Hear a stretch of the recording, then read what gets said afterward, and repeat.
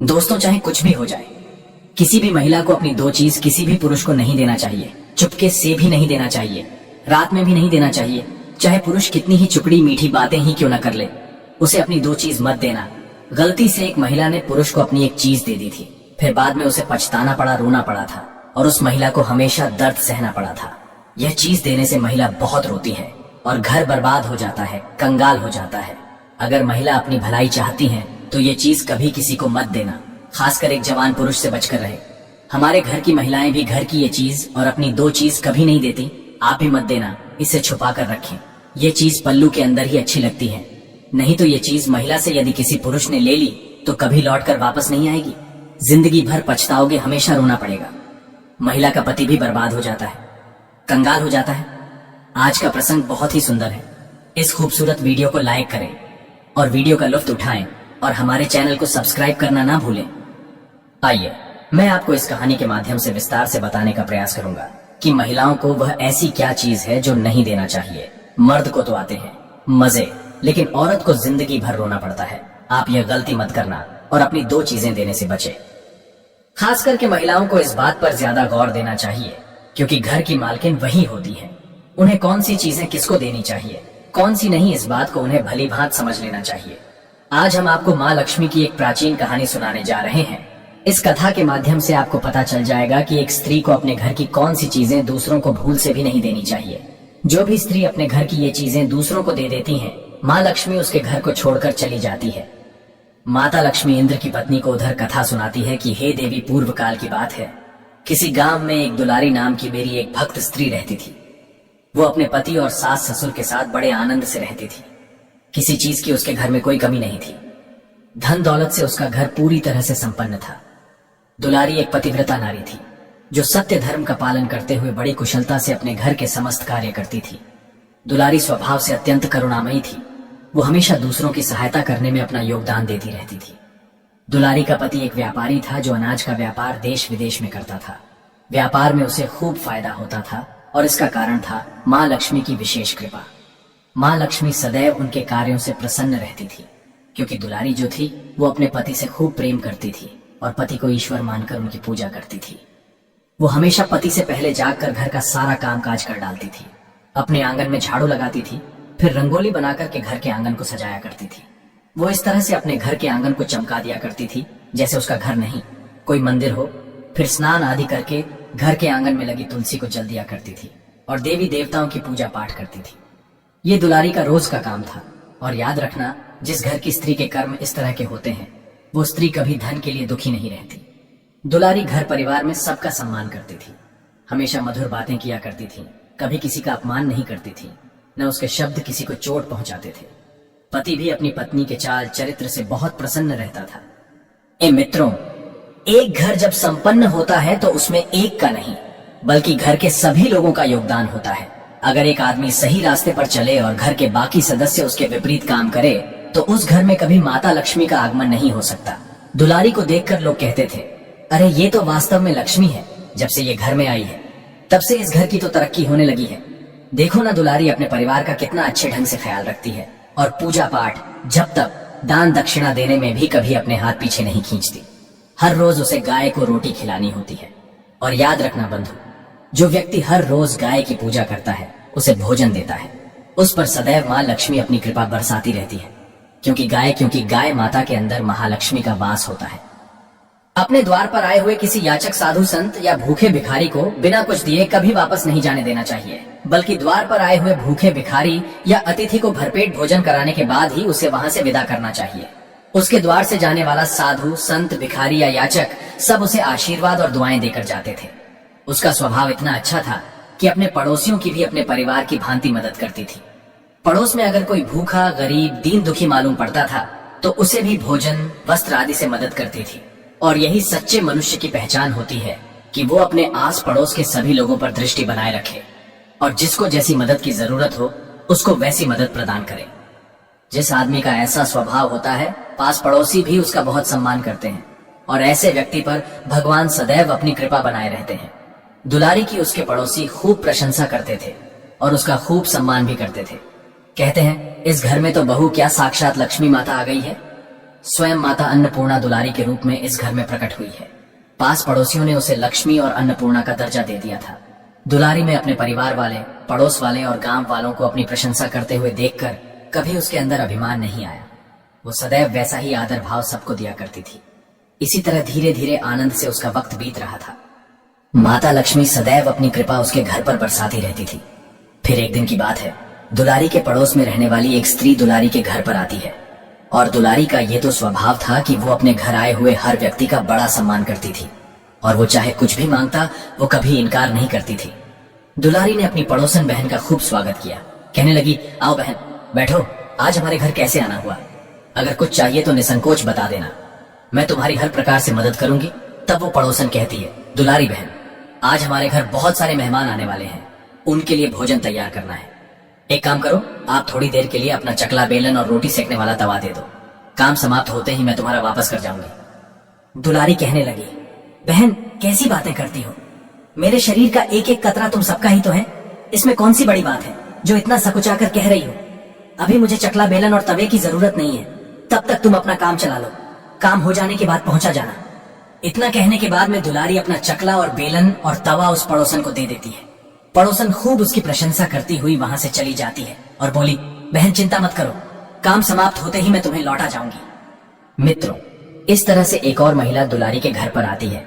दुलारी उसका भी खूब स्वागत करती है और पूछने लगती है, बहन बताओ मैं तुम्हारी क्या सेवा कर सकती हूँ? तब दूसरी पड़ोसन कहने लगी, बहन मैं तुम्हारे पास एक जरूरी काम से आई हूँ। आज मेरे घर मेहमान आने वाले हैं और मेरा झाड़ू टूट गया है। घर का आंगन नहीं बह रहा है, आंगन में बहुत धूल मिट्टी जमा हो गई है। थोड़ी देर के लिए तुम अपना झाड़ू मुझे दे दो, मैं अपने आंगन में झाड़ू लगाने के बाद तत्काल ही तुम्हारा झाड़ू वापस कर जाऊंगी।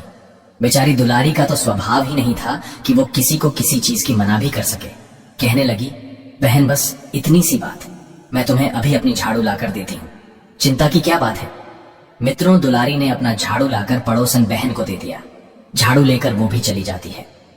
थोड़ी देर के बाद मोहल्ले की एक और महिला दुलारी के घर आती है।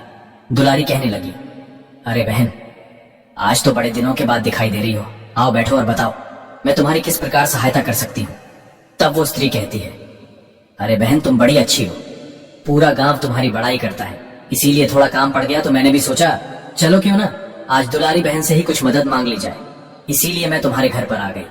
दुलारी कहने लगी, बहन शीघ्र बताओ तुम्हें क्या चाहिए, ये तुम्हारा ही घर है, यहाँ किसी चीज की रोक टोक थोड़े ही है, मैं तुम्हारी सहायता अवश्य करूंगी।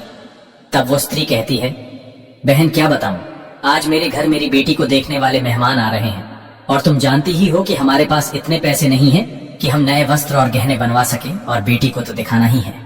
एक काम करो बहन, थोड़ी देर के लिए मुझे अपने कपड़े और गहने उधार दे, बेटी को देखने वाले जब चले जाएंगे तो मैं तुम्हारे गहने और वस्त्र वापस कर जाऊंगी।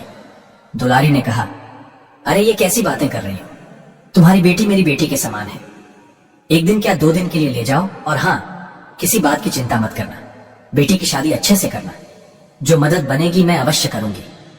इतना कहकर के दुलारी अपने गहने और कपड़े उस महिला को दे देती है और बोली, बहन इन्हें पहनकर तुम्हारी बेटी खूब राजकन्या मालूम पड़ेगी। पड़ोसन भी दुलारी की प्रशंसा करती हुई गहने और कपड़े लेकर चली जाती है। धीरे धीरे शाम हो जाती है। जब शाम होती है तो गांव की एक और बहन दुलारी के घर पर आती है। दुलारी उसकी भी खूब आवभगत करती है और बोली, बहन तुम्हें किस चीज की आवश्यकता है, बेझिझक तुम भी बताओ। तब वो बहन कहती है, बहन तुम कितनी अच्छी हो, कभी किसी बात के लिए मना नहीं करती, इसीलिए तो पूरे गांव में तुम्हारी खूब बड़ाई होती है। क्या बताऊं, आज मेरा बच्चा बड़ा भूखा है, उसे पिलाने के लिए दूध चाहिए, इसलिए मैं तुम्हारे पास दूध मांगने के लिए आई हूँ। आपकी गाय दूध देती है, थोड़ा सा दूध मिल जाता तो मेरे बच्चे का आज का दिन कट जाता। तब दुलारी कहने लगी, अरे बहन तू इतना दिल छोटा क्यों करती है, तेरा बच्चा मेरा बच्चा है, और फिर बच्चा किसी का भी हो उसे भूखा नहीं रखा जा सकता। तुम अभी रुको, मैं रसोई घर से उसके लिए दूध लेकर आती हूँ। इस प्रकार से दुलारी थोड़ा सा दूध लाकर उस महिला को दे देती है और फिर अपने काम में लग जाती है। मित्रों, इधर रात हो चुकी थी। रात को जब दुलारी का पति लौट कर आया तो उसने अपने पति की खूब सेवा की, उसके भोजन पानी की पूछी, कुछ घर की परिवार की बातें हुई, कुछ व्यापार की, और फिर उसके बाद खा पी कर दोनों सो जाते हैं। सुबह जब होती है तो उन्हें एक बुरी खबर सुनने को मिलती है। उन्हें सुनने को मिलता है कि उनका पूरा गोदाम चोरों ने काट लिया है। दुलारी का पति व्यापारी था, उसका जितना माल था वो सब गोदाम में रखा हुआ था और उस माल को चोर चुरा ले गए। ये सुनकर के वे दोनों पति पत्नी घबरा जाते हैं क्योंकि उनकी गोदाम से सारा माल चोरी हो चुका था। दुलारी भी बहुत दुखी होती है, लेकिन उसने अपने पति को धैर्य बंधाया और कहा कि देखिए, निराश मत होइए, अभी हमारे घर में जो कुछ भी धन है उसी से हम फिर से अपना व्यापार शुरू कर लेंगे। इतना कहकर दुलारी जब अपनी अलमारी खोलकर देखती है तो पता चलता है कि अलमारी में रखा हुआ धन भी गायब हो जाता है। अलमारी के अंदर रखा हुआ धन भी चोरी हो गया था। अब तो ये उनके लिए और भी ज्यादा तोड़ देने वाली खबर थी। दुलारी को कुछ समझ नहीं आ रहा था कि गोदाम का माल तो चोर ले गए, लेकिन घर के अंदर अलमारी में रखा हुआ धन, जेवर उसको चोर कैसे चुरा लेंगे, जबकि मैं तो हर समय घर में ही रहती हूँ। ये देखकर दुलारी का पति उस पर बहुत नाराज होता है और पूछता है, कृपया सच सच बताओ, अलमारी में रखा हुआ धन कहाँ चला गया। दुलारी अपने पति को बताती है कि देखिए, सारा धन और माल इस अलमारी में ही रखा था, पता नहीं कहाँ चला गया, किसने चुरा लिया। खैर कोई बात नहीं, हम पता लगाने की कोशिश करेंगे। दुलारी का पति कहने लगा, मैं जानता हूं, तू दिन भर लोगों को अपने घर बुलाती है, उन्हें खिलाती है, अनजान लोगों पर एकदम भरोसा करती है। उन्हीं में से किसी ने हमारा ये पैसा चुरा लिया और तुझे पता भी नहीं चला। दुलारी का पति उसे बहुत डांटता है। उसकी सास भी उसे बहुत गाली देती है और कहती है, यही कलमुही पड़ोसियों को घर में बुलाकर लाती है, मदद के नाम पर उन्हें कुछ ना कुछ देती रहती है। जरूर उनकी नजर हमारी अलमारी पर रही होगी, उन्हीं में से किसी ने अलमारी पर हाथ साफ किया है। अब मित्रों, घर के सभी सदस्य बेचारी दुलारी को डांटते फटकारते हैं, भला बुरा कहते हैं। तब दुलारी अपने पति से कहती है, अजी मैंने कल ही एक पड़ोसन को कुछ जेवर और कपड़े उधार दिए थे, मैं उससे भी गहने ले आती हूँ। इतना कहकर दुलारी जब उस गरीब पड़ोसन के घर जाती है तो पता चलता है कि वो पड़ोसन भी घर छोड़कर गहने लेकर भाग चुकी थी। दुलारी ने ये बात भी अपने पति को बताई कि कल एक स्त्री को मैंने कुछ गहने और कपड़े दिए थे, वह स्त्री मेरे गहने और कपड़े लेकर अपने घर से ही भाग गई। ये बात सुनकर दुलारी का पति उस पर और भी ज्यादा भड़क उठता है। कहने लगा, तेरी वजह से ही हमारा सारा धन माल चोरी हुआ है। तू बड़ी मूर्ख है, तूने मेरे घर को चौपट कर दिया। तेरे दान देने की आदत के कारण ही हमारे ऊपर इतनी बड़ी आफत टूट पड़ी है। हम समझ चुके हैं कि अगर तू और इस घर में रही तो तू हमें भिखारी बनाकर छोड़ेगी, इसलिए अपनी भलाई चाहती है तो तू इस घर से निकल जा अभी इसी समय। दुलारी बहुत विनती करती रही, पिया जी, तुम्हारे बिना मेरा दुनिया में है ही कौन, मैं कहाँ जाऊंगी, मैं भूखी रह लूंगी, मुझे घर से मत निकालो। दुलारी की सास और पति ने उसे स्पष्ट कह दिया, तू चाहे जहां जाए चली जा, तेरे लिए इस घर में जगह नहीं है। तेरे कारण ही हमारे ऊपर इतनी बड़ी आफत आई है। अगर तू यहां रही तो घर में जो कुछ भी बचा कुचा है उसे भी बर्बाद करवा देगी। तू पापनी है, तू अपना मनहूस चेहरा लेकर कहीं चली जा। दुलारी बार बार प्रार्थना करती है, रोती है, गिड़गिड़ाती है, कहती है, माँ, मैंने ऐसा क्या अपराध कर दिया जो आप लोग मुझे इस घर से निकाल रहे हो। पर जरा सोचो, मैं जाऊंगी तो कहां जाऊंगी, मुझे इस घर से मत निकालो। वो बेचारी बहुत रोती रही, मगर उसका पति उसकी बातें सुनने को तैयार नहीं था। होता क्या है कि उसकी सास और उसके पति दुलारी को धक्के मारकर घर से निकाल देते हैं और कहते हैं कि तू अब अपनी शक्ल हमें लौटकर मत दिखाना, किसी खाई खंधक में कूदकर मर जाना, किसी फांसी पर लटक जाना, मगर इस घर के लिए दरवाजे तेरे लिए हमेशा के लिए बंद हो गए हैं। बेचारी अकेली स्त्री जाती तो कहां जाती, घर वालों ने तो उसे घर से निकाल दिया था। रोती बिलखती वो अपने घर से चल देती है। चलते चलते नगर से बाहर एक मंदिर था और शुरू से ही पूजा पाठ में उसकी आस्था ज्यादा रही थी। वो एक मंदिर में पहुंचती है और भगवान से प्रार्थना करती है कि मैंने ऐसा कौन सा पाप कर दिया जो मेरे ही पति ने मुझे घर से निकाल दिया। मैं तो आपकी रोज पूजा अर्चना करती थी, फिर हे माँ लक्ष्मी, आपने मेरे घर को क्यों छोड़ा? मेरे घर से जाने का क्या कारण था? मेरे ऐसे कौन से काम खराब थे जो आप मुझसे रूठ गई? मित्रों, दुलारी सोचती है कि एक स्त्री का पति के बिना कोई नहीं होता। यदि पति ने ही उसे दूर कर दिया तो फिर वो क्या करेगी? मेरे पति ने मुझे त्याग दिया, अब मैं जीकर क्या करूं? उनकी नजर में मेरे ही कारण घर पर यह मुसीबत आई है, इसीलिए मुझे अब जीने का कोई अधिकार नहीं है। इतना कहकर मित्रों, दुलारी माता का त्रिशूल निकालकर आत्महत्या करने जा रही थी। कहने लगी, माता, यदि मैं पापी हूं तो मैं अपना त्याग कर रही हूं, मुझे माफ कर देना। मैं भूखी प्यासी रह सकती थी, लेकिन पति से अलग होकर नहीं रह सकती, इसलिए मैं अपने प्राण त्यागने जा रही हूं। इतना कहने के बाद में दुलारी ने माता का त्रिशूल अपनी गर्दन पर रख लिया। मित्रों, उसी समय साक्षात माता लक्ष्मी वहां प्रकट हो जाती है और कहती है, पुत्री ठहरो, ये तुम क्या करने जा रही हो? दुलारी ने जब एक दिव्य आवाज सुनी तो आंखें खोलकर देखती हैं। उसने देखा कि माता लक्ष्मी साक्षात उसके सम्मुख खड़ी है। लक्ष्मी माँ के दर्शन करके दुलारी अपने आप को बड़ा धन्य समझ रही थी। कहने लगी, माँ, आपके कारण ही आज मेरे पति ने, मेरी सास ने मुझे घर से निकाल दिया है। अगर तुम मेरा त्याग न करते तो मेरा पति मेरा त्याग न करता। मुझसे ऐसा कौन सा पाप बन गया था? तब माता लक्ष्मी कहती है, पुत्री, मनुष्य पर चाहे जितनी ही बड़ी मुसीबत आ जाए, पर उसे आत्महत्या करके ये घोर पाप नहीं करना चाहिए। धनवान होना और गरीब होना ये जिंदगी का हिस्सा है, मनुष्य के अच्छे बुरे कर्मों का फल है, और उसे अपने कर्मों को सुधारना चाहिए, न कि नुकसान होता हुआ देखकर आत्महत्या करना चाहिए। दुलारी कहने लगी, माता लक्ष्मी, और मैं क्या करती? आपने भी मुझे त्याग दिया तो मेरे पति ने भी मुझे त्याग दिया। ये दुनिया बड़ी मतलबी है। आपकी वजह से ही तो सारे संसार से संबंध चलता है। धन के ही सारे रिश्ते नाते होते हैं। धन क्षीण होने पर रिश्ते भी टूट जाते हैं। धनहीन मनुष्य को लोग उसी तरह त्याग देते हैं जैसे सांप केचुली को त्याग देता है। अब आप ही बताइए माता, क्या मेरा कोई अपराध है? तब माता लक्ष्मी समझाती है, हे पुत्री, तुम जानती हो तुम्हारे पति ने तुम्हारा त्याग क्यों किया।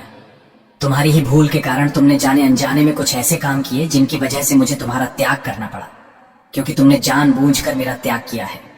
तुमने कुछ वस्तुओं का दान किया था जिसमें मेरा वास होता है। मदद के नाम पर तुमने कुछ ऐसी चीजें दूसरों को दे दी जिनके अंदर मेरा वास होता है। अब तुम स्वयं अपने हाथों से जब मुझे दूसरों को दे दोगी तो फिर क्या होगा? तुमने मेरा त्याग कर दिया, इसीलिए मुझे तुम्हारा घर छोड़कर जाना पड़ा। जो स्त्री अपने घर की इन कुछ चीजों को दूसरे को दान कर देती है या मदद के नाम पर भी मांगने पर दे देती है, उनके घर से मेरा वास उठ जाता है। मैं उन वस्तुओं के साथ ही उसका घर छोड़कर चली जाती हूँ। तब दुलारी पूछती है, हे माँ, वो कौन कौन सी वस्तुएं होती हैं जिन्हें दूसरे को नहीं देना चाहिए या उनका दान नहीं करना चाहिए, जिनके दान करने से या देने से आप उस घर को त्याग देती हैं? तब देवी लक्ष्मी कहती हैं, हे पुत्री, अब तुम ध्यान से सुनो। मैं तुम्हें उन चीजों के बारे में बताती हूँ जो किसी भी स्त्री को दूसरे को नहीं देना चाहिए। इन चीजों का दान करने से मैं उस घर को छोड़कर चली जाती हूँ। भूल कर भी घर की स्त्रियों को चकला, बेलन और तवा कभी किसी को नहीं देना चाहिए। रसोई घर में इन वस्तुओं का बड़ा महत्व होता है। भोजन से लेकर भगवान को भोग लगाने तक की सारी सामग्री का निर्माण इन्हीं से होता है। इन्हें अपने घर के अंदर बड़ी ही साफ सफाई के साथ रखना चाहिए और हमेशा संभाल कर रखना चाहिए। कहते हैं, तवे पर बनी पहली रोटी पर गाय माता का अधिकार होता है और गाय में मैं स्वयं वास करती हूँ। इन वस्तुओं को दूसरे को देने पर यह अपवित्र हो जाती है और फिर इन्हें उपयोग करने से विपरीत फल की प्राप्ति होती है। याद कर लो, तुमने अपने रसोई घर से इन बर्तनों को अपनी पड़ोसन को दे दिया था। और तो और झाड़ू के अंदर मैं निवास करती हूँ। तुमने उस झाड़ू को भी मांगने पर दे दिया था जो वस्तु मुझे सबसे अधिक प्रिय होती है, जिसका दिवाली पर मेरे साथ पूजन होता है। तुमने उसे ही दूसरे को दे दिया, तो फिर बताओ मैं तुम्हारे घर कैसे रह पाती? जो स्त्री अपने घर की लक्ष्मी यानी कि झाड़ू को दूसरे को दे देती है, मैं उसके घर से चली जाती हूँ। झाड़ू से घर आंगन साफ सुथरा होता है और जिसका घर आंगन साफ सुथरा होता है, मैं उसी के घर आंगन में विराजती हूँ। अपने घर की लक्ष्मी यानी कि झाड़ू अपने घर में संभाल कर रखना चाहिए। झाड़ू का कभी अपमान नहीं करना चाहिए, ना उसे कभी लातों से मारना चाहिए, ना उसे कभी पैरों से लांघना चाहिए। झाड़ू के ऊपर कभी किसी अन्य व्यक्ति की दृष्टि भी नहीं पड़नी चाहिए और स्त्री को कभी अपने श्रृंगार का सामान, आभूषण, कपड़े दूसरी अन्य महिला को मांगने पर भी नहीं देने चाहिए। आभूषणों में मैं स्वयं निवास करती हूँ और स्त्री के 16 श्रृंगारों में आभूषणों का बड़ा महत्व होता है। बिना आभूषणों के स्त्री अधूरी रहती है। एक विवाहित स्त्री को अपने आभूषण कभी दूसरी स्त्री को पहनने के लिए नहीं देना चाहिए। जो स्त्री अपने आभूषण दूसरी स्त्रियों को देती है, उनके जीवन में दुर्भाग्य आता है। शाम होने के बाद कभी किसी को सफेद रंग की वस्तुओं का दान नहीं करना चाहिए, जैसे दूध, चावल या सफेद वस्त्र। तुमने शाम के समय में दूध का दान किया, इसीलिए तुम्हारे जीवन में दुर्भाग्य आया। अब मैंने तुम्हें उन वस्तुओं के बारे में बता दिया जिन्हें देने पर लक्ष्मी से वियोग होता है। उस घर की सुख, शांति, समृद्धि चली जाती है। माता लक्ष्मी के बताने पर दुलारी अपने आप को बहुत धिक्कारती है, बार बार क्षमा मांगती है, माँ हमसे गलती हो गई। अब मैं कभी जाने अनजाने में ऐसा काम नहीं करूंगी।